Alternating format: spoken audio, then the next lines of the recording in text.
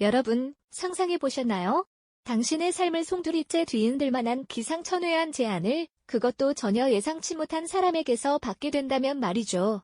만약 조선시대 신분사회의 굳건한 통념 속에서 겨우 엽전 5냥에 팔려온 어린아이가 당신에게 다가와 이렇게 속삭인다면 어떠시겠습니까? 오늘 밤 당장 저와 결혼합시다. 이토록 파격적인 청혼에 당신은 과연 어떤 선택을 내리시겠습니까? 이 이야기는 단순한 사랑 이야기가 아닙니다. 신분의 벽을 넘어선 지략과 용기, 그리고 한 여인의 운명적인 결단이 어우러져 펼쳐지는 드라마틱한 서사죠. 조선시대의 견고한 사회 시스템을 완전히 뒤엎는 이 놀라운 제안 뒤에는 어떤 천재적인 지략이 숨겨져 있을까요? 그리고 과연 그들의 이야기는 어떤 결말을 맞이하게 될까요? 지금부터 함께 그 흥미로운 여정을 떠나보시죠. 이야기에 몰입하시기 전에 잠시 시간을 내어 구독과 좋아요 버튼을 눌러주시면 저희 채널에 큰 힘이 될 겁니다. 때는 바야흐로 조선시대, 한때는 풍요로움을 자랑하던 명문 양반가가 있었습니다.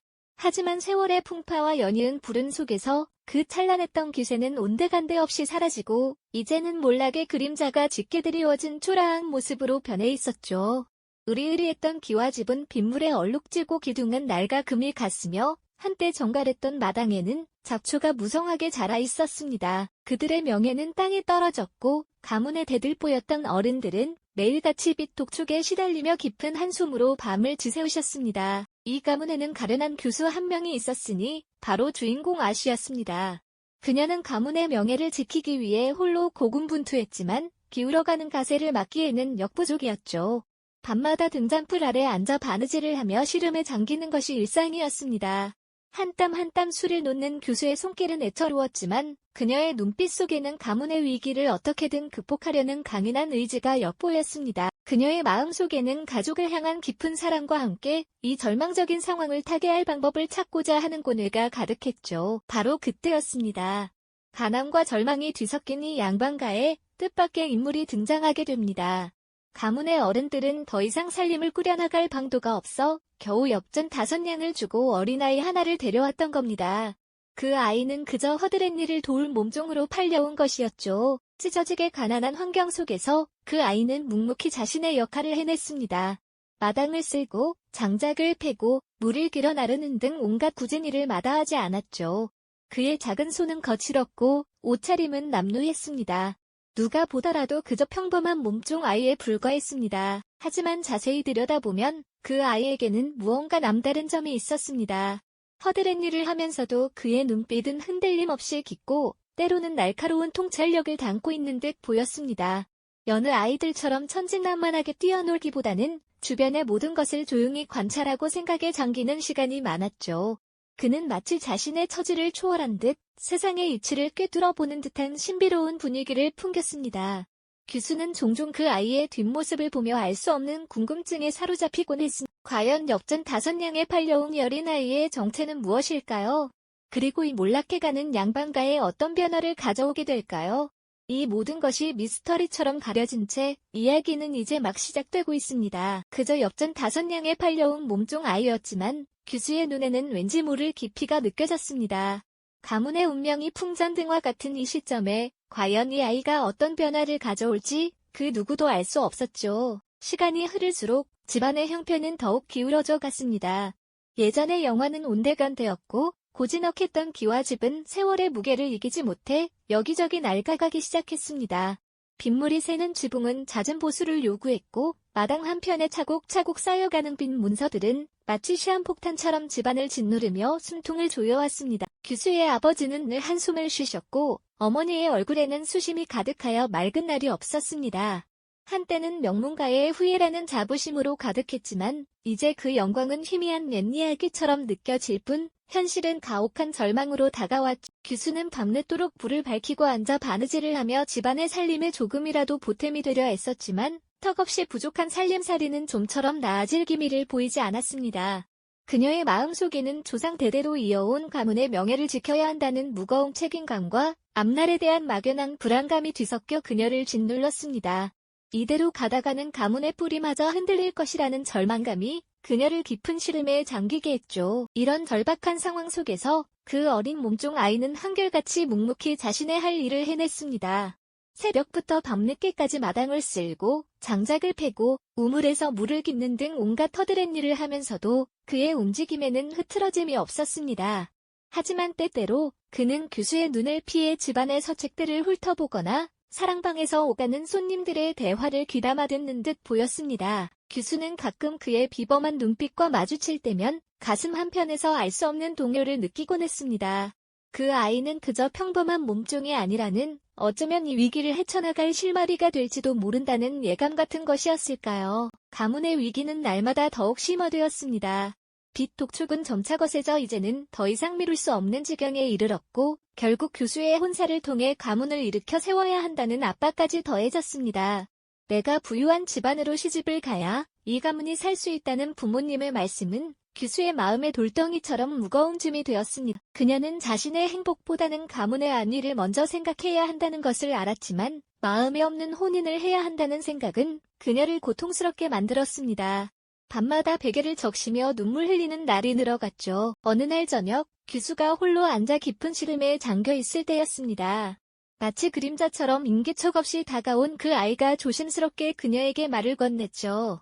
규수 아씨, 혹 시름이 깊으십니까? 그의 목소리는 나이답지 않게 차분하고 또렷했으며 어딘가 모르게 위로하는 듯한 울림이 있었습니다.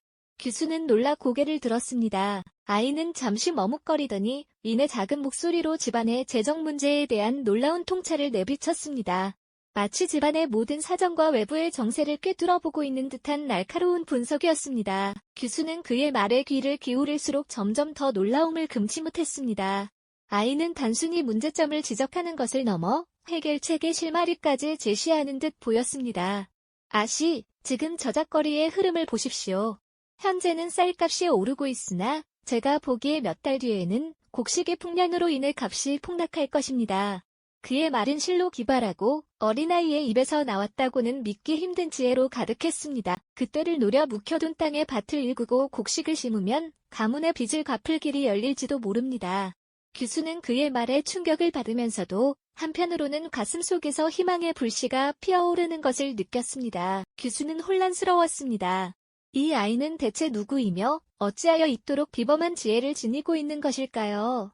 신분의 벽은 너무나도 높았지만 그의 제안은 가문의 절박한 상황에 한 줄기 빛처럼 느껴졌습니다. 규수는 아이의 의도를 의심하면서도 한편으로는 그의 지혜에 깊이 매료될 수밖에 없었습니다. 그의 말 속에는 가문의 위기를 타개할 수 있는 신뢰학 같은 희망이 담겨 있었으니까요. 아이의 말은 늘 논리적이고 현실적이었으며 때로는 교수조차 생각지 못했던 기발한 해결책을 제시하곤 했죠. 이로 인해 교수는 점차 아이에게 깊은 신뢰를 느끼기 시작했습니다. 어쩌면 이 아이가 정말로 가문을 구할 수 있을지도 모른다는 작은 희망을 품게 된 것이죠. 물론 신분의 차이와 사회적 통념이라는 거대한 벽이 존재했지만 가문의 위기 앞에서 교수는 이제 그 벽 너머를 상상하기 시작했습니다. 그녀는 기존의 모든 관념을 내려놓고 새로운 가능성을 모색하고 있었던 것입니다. 그러던 어느 날 밝은 밤이었습니다. 가문의 운명을 짊어진 교수가 깊은 고민에 잠겨 마당을 거닐고 있을 때였죠. 인기척을 느낀 교수가 고개를 돌리자 그 아이가 그녀 앞에 조용히 서 있었습니다. 달빛이 그의 작은 어깨를 비추고 있었지만 그의 눈빛은 흔들림 없이 강렬했습니다. 그리고 그는 마치 오래도록 붐어왔던 결심을 굳힌 듯 규수를 똑바로 바라보며 입을 열었습니다. 그 목소리에는 어린아이답지 않은 단호함과 확신이 서려 있었습니다. 규수 아씨, 제가 아씨의 가문을 구할 수 있습니다. 그러니 오늘 밤 당장 저와 혼인하여 주십시오. 이 무슨 황당하고도 파격적인 제안일까요? 규수는 그 자리에서 얼어붙고 말았습니다. 역전 5냥에 팔려온 몸종 아이가 가문의 운명을 짊어진 양반가의 규수에게 혼인을 청하다니요. 그것도 오늘 밤 당장이라니요. 규수의 머릿속은 혼란으로 가득 찼습니다. 경악과 충격, 그리고 이해할 수 없는 감정들이 폭풍처럼 휘몰아쳤습니다. 신분 사회의 모든 통념을 깨부수는 그야말로 혁명적인 제안이었습니다. 그녀는 아이의 진심과 의도를 의심하면서도 한편으로는 그의 담대한 용기와 이제껏 보아온 비범한 지혜에 또다시 놀라지 않을 수 없었습니다. 가문의 위기 앞에서 규수는 과연 어떤 선택을 하게 될까요? 그녀의 결단이 몰락해가는 가문의 운명을 좌우할 것입니다. 가문의 위기 앞에서 규수는 과연 어떤 선택을 하게 될까요? 그녀의 결단이 몰락해가는 가문의 운명을 좌우할 것입니다. 규수는 밤새도록 잠 못 이루고 깊은 생각에 잠겼습니다. 아이의 파격적인 제안은 분명 세상의 이치에 어긋나는 일이었죠. 천한 신분의 아이를 남편으로 맞이한다는 것은 상상조차 할 수 없는 가문의 명예를 실추시키는 행위로 여겨질 터였습니다. 하지만 그녀는 아이의 눈빛에서 본 흔들림 없는 확신과 그의 입에서 흘러나온 기막힌 지혜를 떠올렸습니다. 절체절명의 위기 속에서 이 아이만이 가문을 구할 유일한 희망일지도 모른다는 직감이 그녀의 마음을 흔들었죠. 오랜 고뇌 끝에 규수는 가문의 존속과 미래를 위해 그리고 이제껏 자신이 보아온 아이의 비범함을 믿어보기로 결심합니다. 이는 단순한 혼인이 아니라 모든 것을 건 한 여인의 용기 있는 도박이었을 겁니다. 규수의 부모님은 처음에는 딸의 결단에 경악을 금치 못했습니다. 어찌 감히 가문의 먹칠을 할 수 있느냐며 거세게 반대했죠. 하지만 규수는 눈물을 흘리며 이 아이의 지혜라면 우리 가문을 다시 일으킬 수 있을 것입니다. 지금은 이 방법밖에는 없습니다. 라고 부모님을 설득했습니다.